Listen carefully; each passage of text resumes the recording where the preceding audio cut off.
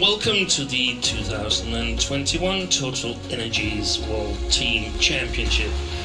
For the next 8 days, we're in Finland, in Vantaa, to be more precise, the fourth largest city in the nation and bordering the capital Helsinki and thus part of the large Helsinki metropolitan area.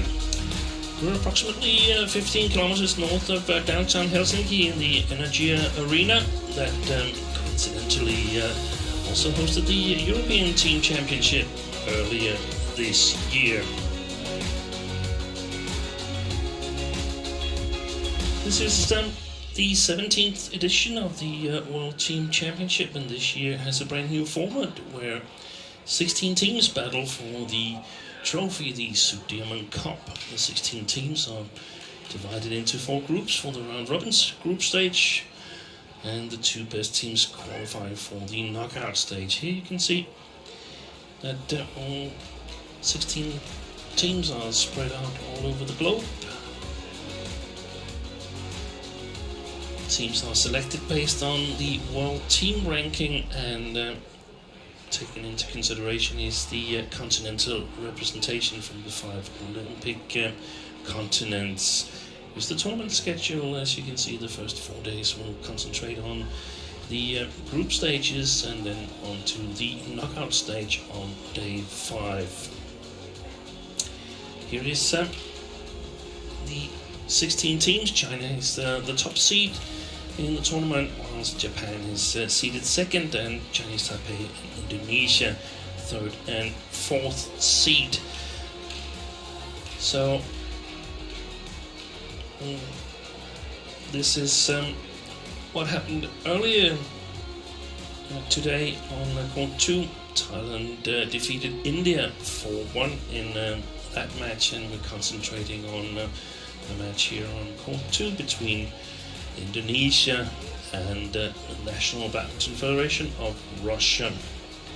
Indonesia won the inaugural World Team Championship back in 1989 on home soil in Jakarta. Here is the Indonesian team with a pre-recorded team huddle. We're at full strength here in Vantaa, and I think that they have high hopes of finally, after 32 years, reclaiming the World Team Championship title. Here is a much smaller team from the National Badminton Federation of Russia. 4 male players and 4 female players, as opposed to Indonesia that has selected 11 male and 9 female players. Here is the order of play for this afternoon's matches. We start out with the Olympic bronze medalist Anthony Sinisuka Ginting. He's up against the surprise selection of seasoned campaigner Ivan Sozonov in the men's singles. Then it's the former world junior champion Gregoria Mariska Tunjung up against the European junior champion Anastasia Shapovalova. Men's doubles, the world number 1s Gideon and Sukamulio up against the former Olympic champions and reigning European champions Ivanov and Sozonov. Then women's doubles, Ramadanti and Sugiarto, 2 young Indonesian women's doubles players. They're up against a combination that has played before, Kosetska and Markova. And the mixed doubles, the All England champions from 2020 against the reigning European champions Alimov and Davietova from the National Badminton Federation of Russia. Spectators are allowed here in Energia Arena, and yeah, what a joy that is after way too many months of no spectators here. Some of the months even no badminton, but you've seen tournaments played without spectators and it just isn't the same. So excellent that we have them back here at Energia Arena. We have pictures as well as those two. There's the Indonesian fans, always very loud and excited, enjoying making badminton a party. I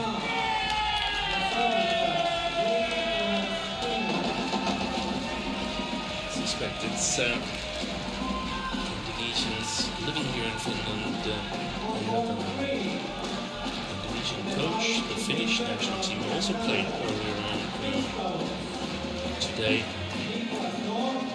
Lost their opening match against China.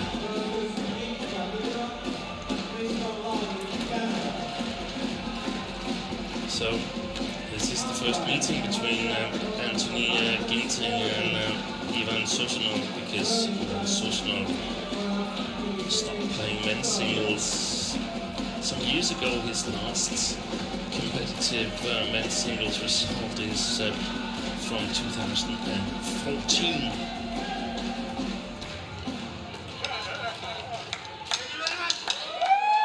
So, a bit of a surprising team selection from the National Badminton Federation of Russia there, but maybe it actually makes sense after all. Here is the player profile of the Olympic bronze medalists, born in Chennai in West Java, west of Bandung, and is from the same club as the former Olympic champion Taufik Hidayat. Currently ranked 5th and has been all the way up to 3rd on the world rankings. His first tournament after the Olympic bronze medal, where he lost the semi-final to General, the reigning Olympic champion then, and then won the bronze medal match against Kevin Corden from Guatemala. And Guatemala means something for this man here, Ivan Sozonov, because that was his last tournament win, the Guatemala International, and I think he will walk me when I say that he won the final by beating his men's double partner Vladimir Ivanov. The last of 3 single titles for Ivan Sozonov, who is 32 years of age. As our umpire, Reza Roshan Omi.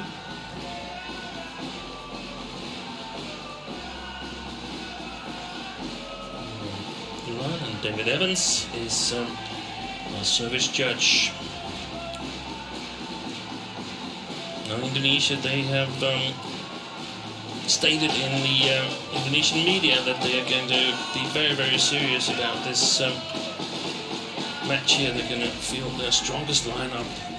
Unfortunately, we haven't got the Olympic champions in women's doubles in the lineup this afternoon here, but I think it all makes sense,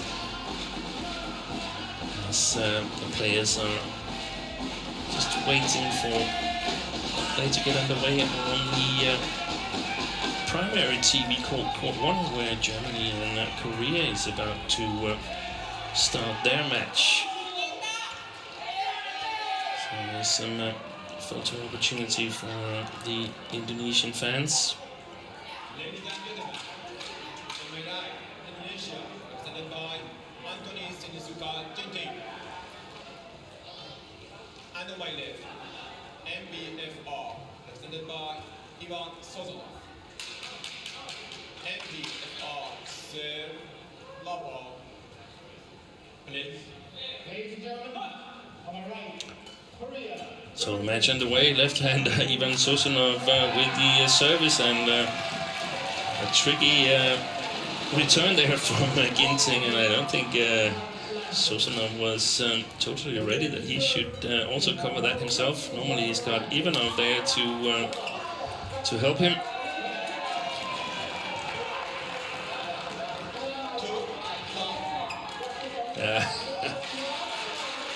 Dry smile there from Ivan Sozonov, and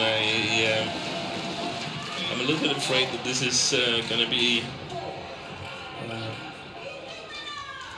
pretty much the prototype of the rallies that shots to the front court in front of the double service line there. That's going to be really tough for Ivan Sozonov to retrieve. He's mostly concentrating or solely concentrating on men's doubles at the moment, and doing well with Vladimir Ivanov. We're going to see them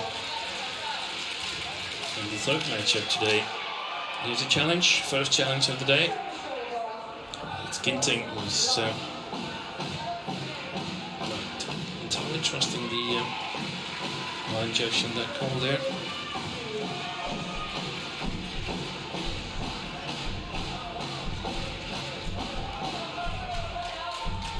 Very good call by the linesman.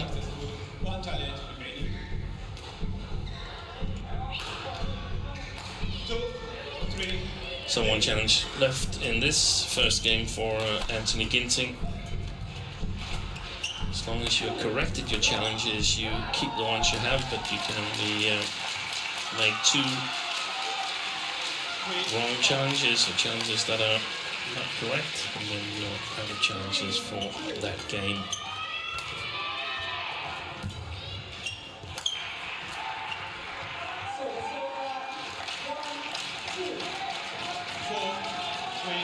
So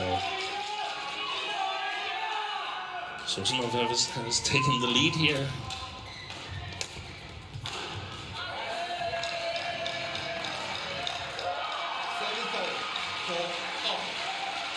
And I suspect that's until Anthony Ginting is really settling in. There's some spectators using flashlight next to Ginting. That must be really annoying.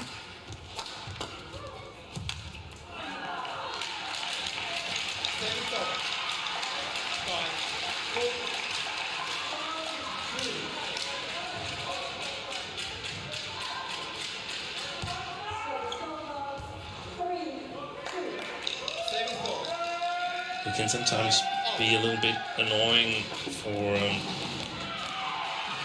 players like Ginting or normal men's singles players when they play players that are not normally playing at their level, or not normally playing the same discipline, because they don't really get into any rhythm, so it becomes a bit of an awkward game.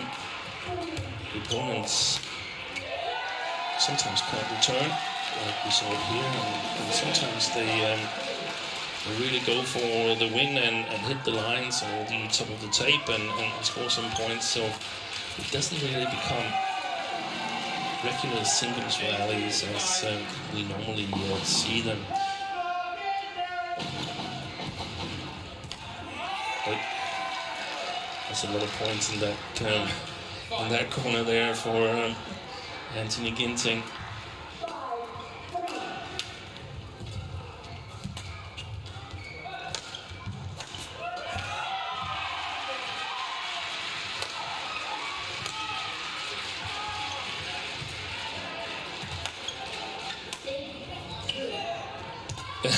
He takes a chance, even Sozonov, and yeah, about the lineup for Indonesia. They say they want to take this serious. They don't want any bad surprises like back in 2017 when they lost in the group. They didn't lose. They didn't qualify from the group stage. They lost one match to India and won another against Denmark, but it wasn't enough. And that's the only time that Indonesia have not reached at least the quarterfinal. Here as we head to the mid-game interval.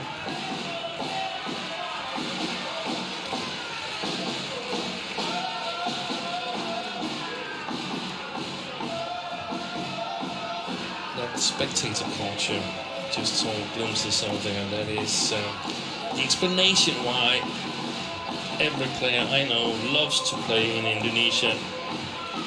Even though the crowd is partisan, it's still much nicer to play against a partisan crowd than playing for no crowd at all.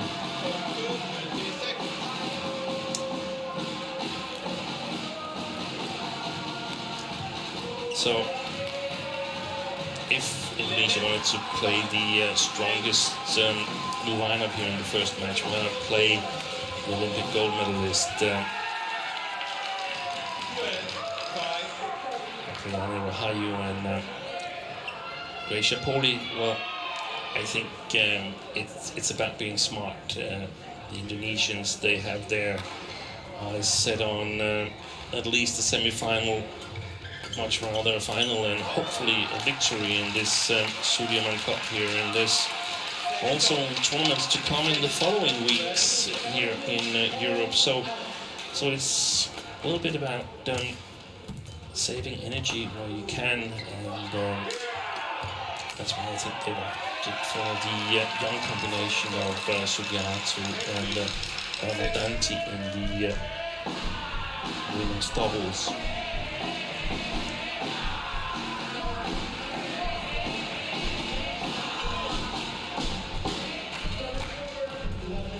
Increasing his lead here in the first game. That's going to go wide as well. So, from the perspective of the NBFR, the National Badminton Federation of Russia, why put Ivan Sozonov in the men's single? Well, as I mentioned earlier, they've only brought 4 male players here, and I think they have their eyes set on the match against Denmark, the European champions, where Russia could spring a surprise. They have hopes of a victory there, and I think they could be saving Vladimir Malkov, or he could be slightly injured or feeling a little bit unwell, and so they have to select one of the 3 other players to play in that men's singles. And Alimov, the mixed doubles player, has never really played men's singles internationally, and Ivan Sozonov here is 2 years younger than his partner Vladimir Ivanov in the men's doubles, so they might have settled it that he's got the job here. Russia's also opted for youth in the women's singles, where Shapovalova has been chosen ahead of Evgenia Kosetskaya, who's in the women's doubles with Ekaterina Malkova, and that also makes sense because otherwise Alina Davietova, the mixed doubles player, should have played twice today, and I don't think they want to do that, the Russians. I think they want to try and get ready for the match against Denmark. Denmark was playing on court 3 here in the Energy Arena. That's a court that is not covered by the television right now. It's the early stages in that match, and it's all square as the first game of the mixed doubles there. But Anthony Ginting, 2 points away from taking the first game here.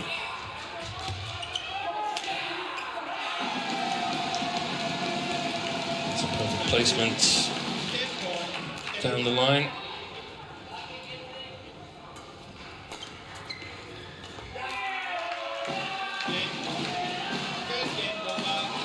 So, in double quick time, 9 minutes, first game to Anthony Ginting. No surprise in that whatsoever.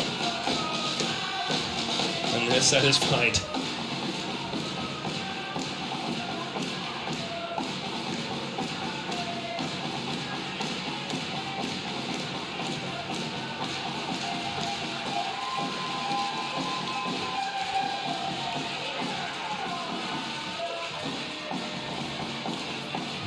Coach Hendy Saputraho.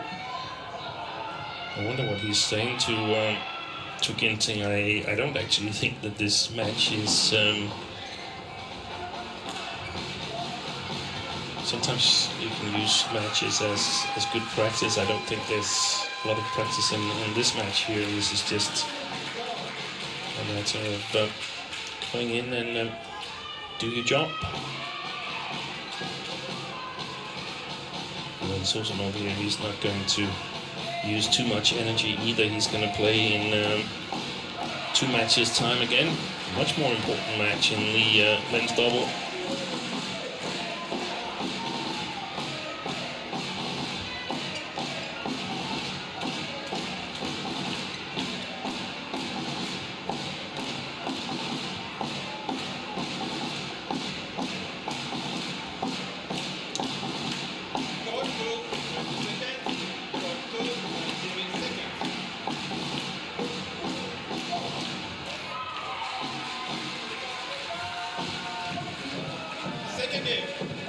So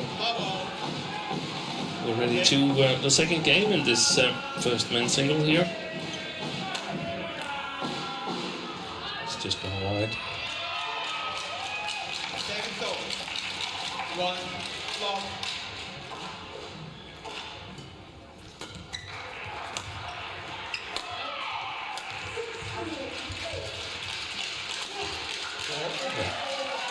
Good smash by Anthony Ginting. And you can say that Sozonov, he's an accomplished men's doubles player. He should be able to defend. The thing is that he had to concentrate on the straight smash and the cross smashes, and that makes it a lot more difficult than defending in doubles, where you know that it's going to be somewhere around the body. Good placement. It's one of the things that he hopes to get out of this match, except for the win. Anthony Ginting, a touch for the hole, a feeling for the drift. He stated that also in the Indonesian media, that they thought they were well prepared, but they needed to feel the competition atmosphere. They needed to feel how the drift was in the stadium when everything was set up for competition. And it's going to be difficult for him to judge too much from this match here, because you cannot really be sure that Sozonov plays with the correct length. 6-1. Quick lead for Ginting here. Second thought. 2-6. And you know that he likes to play a much more fast-paced game of badminton. The Indonesian, perhaps the fastest player, at least one of the fastest players in the world. So this slow-paced edition of men's singles is not necessarily suiting him well. It's like the timing goes off.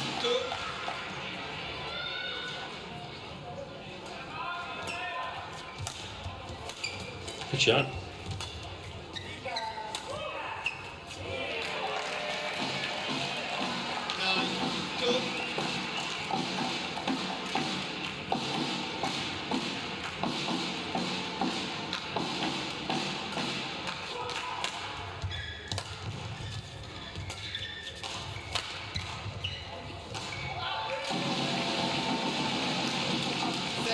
It's mostly mistakes from Ginting. That's on the scoreboard of Ivan Sozonov. Not a whole lot of points he scores himself. Yeah, that's a tough decision for the linesman. And Ginting tries his luck again with the instant review system here in Energy Arena. This time he was correct, the Indonesian, and I suppose he noticed how hesitant the linesmen were on the call made. But reversed, and quick point to go to the interval here. Anthony Ginting on track to get the first win for Indonesia. No doubt about it.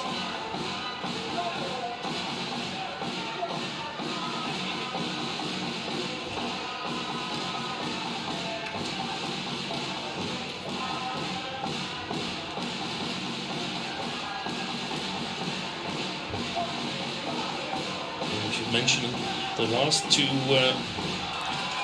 international wins in men's singles here for Ivan Sozonov while we have the time. Except for the Guatemala win back in 2011, he won the White Knights International back in 2010, same year as the International of Kharkiv. 3.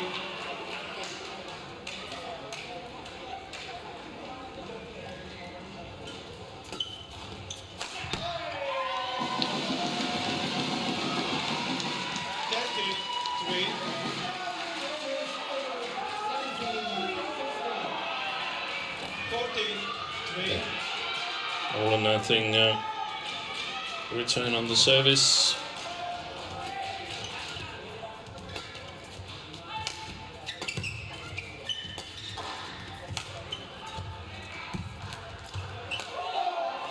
So fast. Anthony Ginting.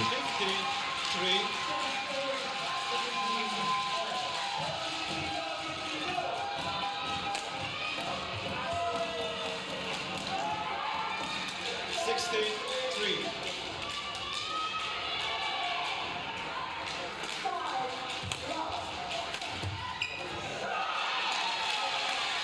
It's a good smash from Sozonov. That was a point scored by him.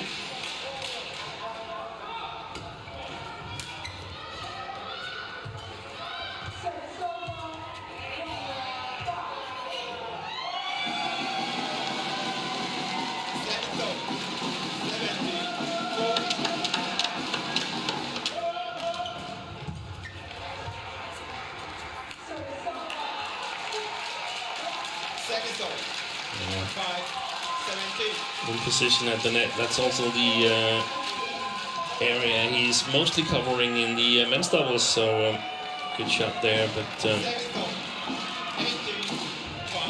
this is only going one way. I think that was exactly where he aimed for it, a little wide of the right sideline.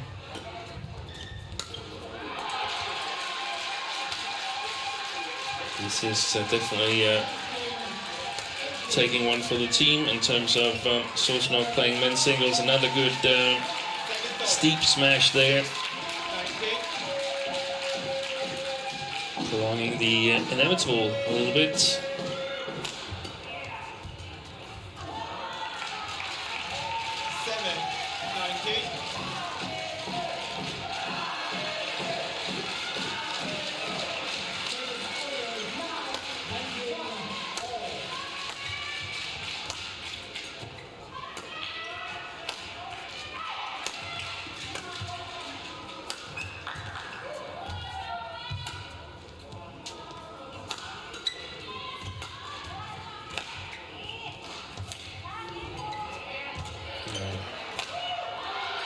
Almost the best rally of the match, and we reached match point opportunities for Anthony Ginting.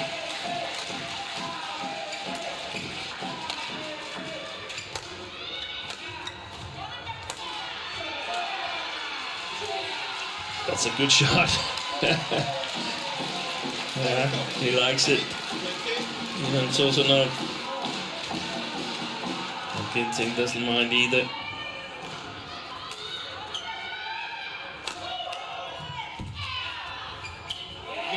And there it is. It's always going to go this way. Anthony Ginting secures the first point for Indonesia. Became a little bit easier than he probably expected when he woke up this morning, but nonetheless a good start for Ginting and Indonesia.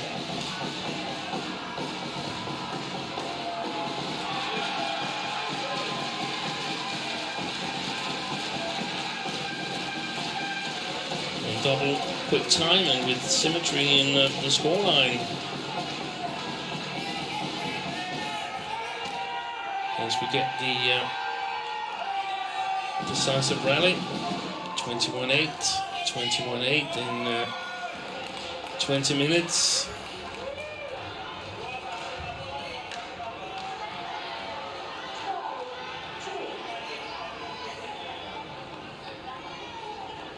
It's probably a little girl who's downloaded the new BWF app you can get for your smartphone. Here we have confirmation of the result of this first men's single.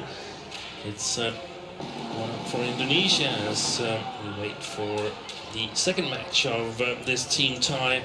That is going to be women's singles.